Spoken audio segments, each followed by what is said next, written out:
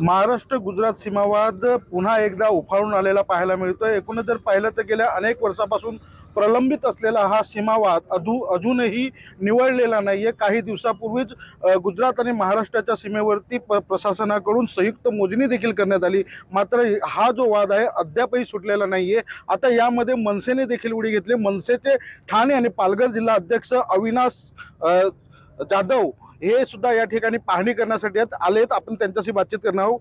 Sir, काय सांगाल या ठिकाणी मनसेने आता आपण येऊन या ठिकाणी पाहणी करत आहात। एकूणच गुजरातने महाराष्ट्राच्या हद्दीमध्ये 1 किलोमीटर पर्यंत अतिक्रमण केल्याचा आरोप स्थानिकांकडून करण्यात येतोय।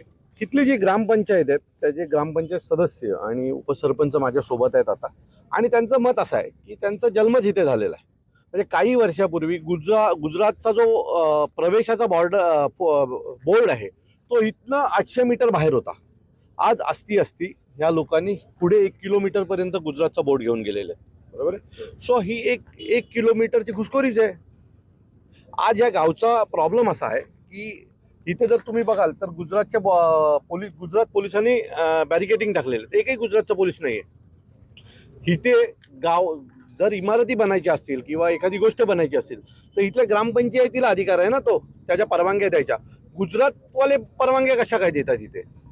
सो या सगळ्यांनी या शहराची वाट लागते। या वादामुळे इथले रस्ते बनत नाहीयेत। गुजरात पोलीस इथल्या रिक्षा चालक असतील, इथनं बाजूला असलेल्या MIDC मध्ये कामाला जाताना सतत दंड मारतात, आणि दंड मारल्याच्या नंतर यांना कुठे जावं लागतं तर गुजरातच्या कोर्टात जावं लागतं। तर हा इथल्या स्थानिक लोकांवर जो गुजरात पोलिसांकडनं किंवा सरकारकडनं जो काही अन्याय होतोय त्याला वाचा फोडण्यासाठी आज आम्ही इथे आलेलो आहे। इथल्या स्थानिक जे उपसरपंच आहेत त्यांनी आम्हाला कॉल केला होता आणि सांगितलं की इथे प्रचंड मोठ्या प्रमाणात घुसखोरी चालू आहे आणि जवळजवळ 1 किलोमीटर आतपर्यंत हे आतमध्ये घुसलेले आहेत। सो मला असं वाटतं की महाराष्ट्रात जर तुम्ही घुसखोरी करण्याचा प्रयत्न करत असाल तर त्याला महाराष्ट्र नवनिर्माण सेना विरोधच करेल, आणि भविष्यात तुम्ही जर थांबला नाहीत आणि हे जे बोर्ड आहेत जो पाठी केले नाहीत तर एक मोठं जन आंदोलन या बॉर्डरवर उभं राहिलेलं तुम्हाला पाहायला मिळेल महाराष्ट्राकडून। नक्कीच प्रशासन अद्यापही ठरवू शकलेलं नाही की अतिक्रमण झालेलं आहे का या भागामध्ये। आता संयुक्त मोजणी देखील अधिवेशनाच्या धर्तीवर करण्यात आलं, मात्र प्रशासन याकडे गांभीर्यानं पाहत नाहीये। व आता मनसेची कशी भूमिका असणार आहे? तर अतिशय सोपं आहे की महाराष्ट्रात मध्ये पण भाजपाची सरकार आहे, गुजरातमध्ये पण भाजपाची सरकार आहे। या दोघांनी मिळून ठरवावं की बाउंड्री कोणती आहे। पण महाराष्ट्र शासनाने जर ठरवलंच असेल गुजरात पुढे लोटांगण घालायचं तर मग काय, कोणाकडे न्याय मागावा? मग न्याय मागायला आम्हाला रस्त्यावर उतरावं लागेल, आणि आम्ही ज्यावेळेला रस्त्यावर उतरतो त्यावेळेला आम्ही न्याय खेचून घेतो। त्यामुळे माझी अजूनही विनंती आहे सरकारला की जे काय बाउंड्री आहे ते फायनल करा।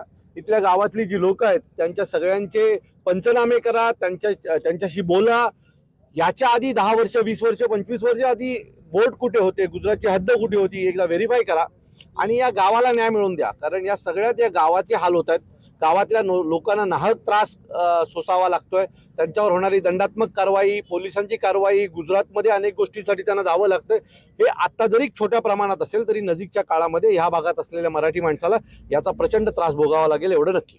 केंद्रात भाजपची सरकार, गुजरातमध्ये भाजपची सरकार, महाराष्ट्रामध्ये देखील भाजपची सरकार आहे। एकूणच महाराष्ट्रातले उद्योगी पळवत आहेत तर दुसरीकडे जमीनही पळवते का, याकडे कसं पाहताय? मी तुम्हाला एक सांगतो, ज्यावेळेला महाराष्ट्रातल्या लोकांचे डोळे उघडतील ना त्यावेळेला भारतीय जनता पक्षाने महाराष्ट्राला बऱ्यापैकी गिळलं असेल। आज तुम्ही उद्योग नेलेत महाराष्ट्रातले, आज तुम्ही महाराष्ट्रातल्या बॉर्डरवर असलेल्या गावांमध्ये अतिक्रमण करताय, तुमची घुसखोरी करताय, हे सगळं काही चांगलं लक्षण नाहीये महाराष्ट्रासाठी। आणि महाराष्ट्रात जे सरकार आहे त्याचे जे मुख्यमंत्री असतील, उपमुख्यमंत्री असतील, यांनी लोटांगणच घातलंय भारतीय जनता पक्षासमोर, इथल्या प्रशासनासमोर, इथल्या नेत्यांसमोर। सो मला असं वाटतं की हे जर आत्ता थांबलं नाही ना तर भविष्याला महाराष्ट्राला याचे दूरगामी परिणाम भोगावे लागतील, एवढं नक्की।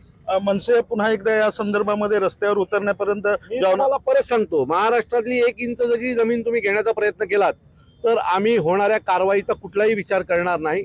आम्ही आत घुसणार आणि मग जे नंतर काय होईल त्याला सर्वस्वी जबाबदार भारतीय जनता पक्ष आणि इथले सरकार असेल। नक्कीच महाराष्ट्राची 1 इंच जमीन देखील आम्ही घेऊ देणार नाही, आणि जर असं जर होणार असेल तर आम्ही रस्त्यावर उतरणार आणि कुठलीही कारवाई झाली तरी आम्ही त्याला सामोरे जाण्यासाठी तयार असू, असे पालघर जिल्हा अध्यक्ष अविनाश जाधव यांनी या ठिकाणी सांगितले।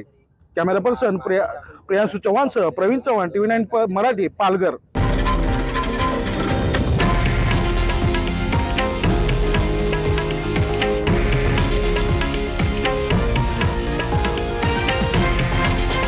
हे आहे देशातील नंबर 1 न्यूज नेटवर्क आणि आपण पाहत आहात TV9 मराठी, एकमेव.